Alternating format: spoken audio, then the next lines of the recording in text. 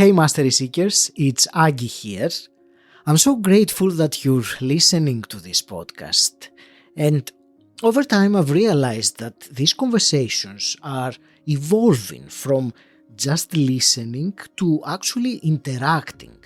So I've created a space for us to come together and dive deeper into these conversations and the actionable insights to implement. I'd love for you to join us. Go to 𝗩𝗡𝗦𝗢𝗨𝗥𝗖𝗘.com.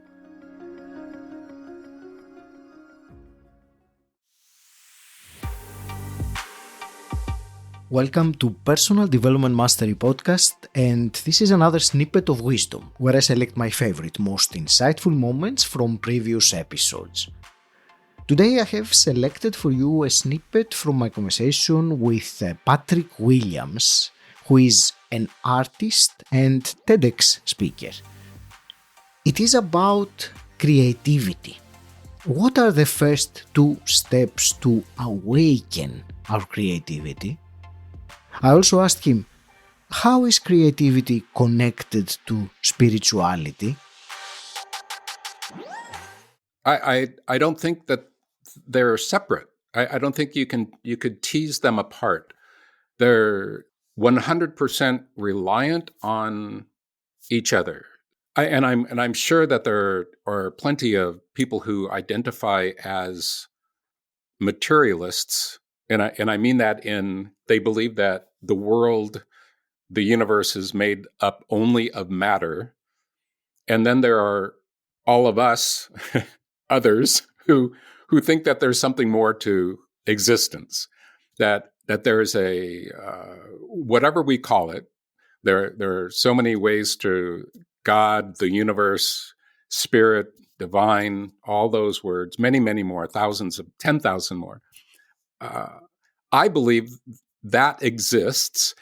So when I'm in that role of being creative, if I'm moving toward an idea that I want to express, I choose to tune myself into the part of myself that has a higher awareness. That is, we all know what that feels like. We many of us may only have tiny glimpses of it every once in a while, but for sure, when that happens, we know that something remarkable is happening. Even the most staunch skeptics or atheists have those moments of the light bulb going on, or a huge heartfelt love for a parent or a sibling or one of their children or their partner. Everybody knows those moments when our awareness is more in tune with the divine. My way of saying it right now. So there's levels to creativity where creativity can be when you're attempting to ideate something, come up with the idea of a painting or a symphony or a poem, a piece of prose, a dance, whatever it might be, or a widget in innovation. There's the ideation part, and then there's the paint to canvas or linen or pencil to paper, feet to the floor if you're a choreographer.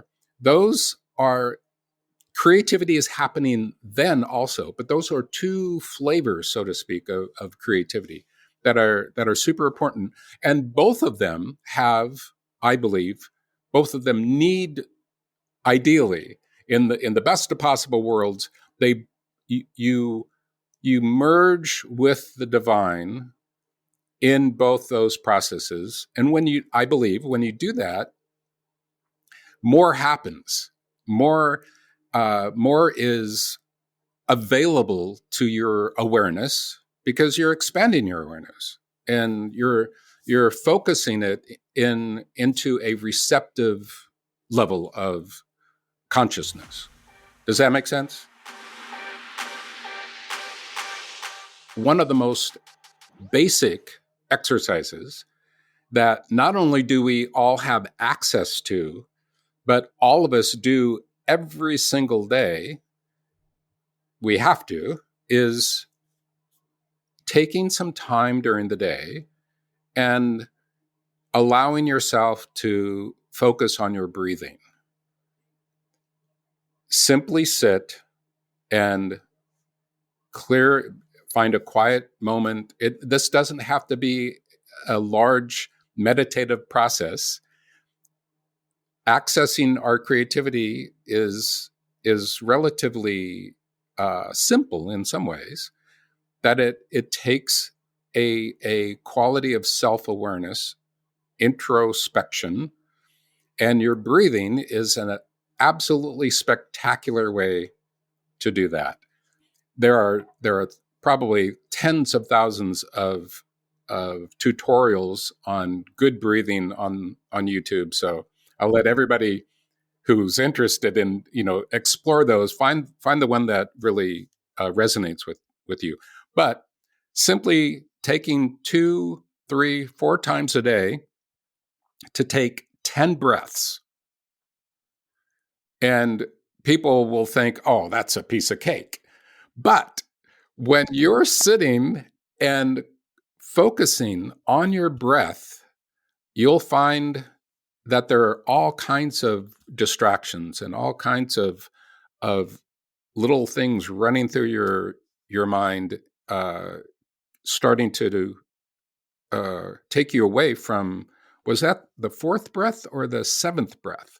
So, or was it the 3rd? So these things are common, and those are good. They're really good things to experience, partly because when you're in that state of relaxation and focus on your breath, that is the beginning of the practice to connect to your creativity. And if you do it, one of my core things to focus on is helping people take divergent experiences and bring them together. So breathing and creativity are two totally divergent, in some ways, ideas and practices, and bringing them together. Another very important is to be in nature at some level, even if it's just a little patch of grass outside of your apartment, or, if you're in New York City, get to the Central Park. It is nature. Spend time in nature. Nature is our biggest teacher. And in my TEDx talk, the woods were my teachers. The trees there were my teachers. And that experience allowed me to be more in touch with my creativity, I firmly believe. So breathing and nature, the first two important steps, I think, for your creativity awakening. Thank you for listening. You will find the full conversation with Patrick Williams in episode 366. The link is in the episode description. If you enjoy listening and appreciate what we're doing here, the quick, simple favor I'm asking of you is to click the subscribe button. Until next time, stand out, don't fit in,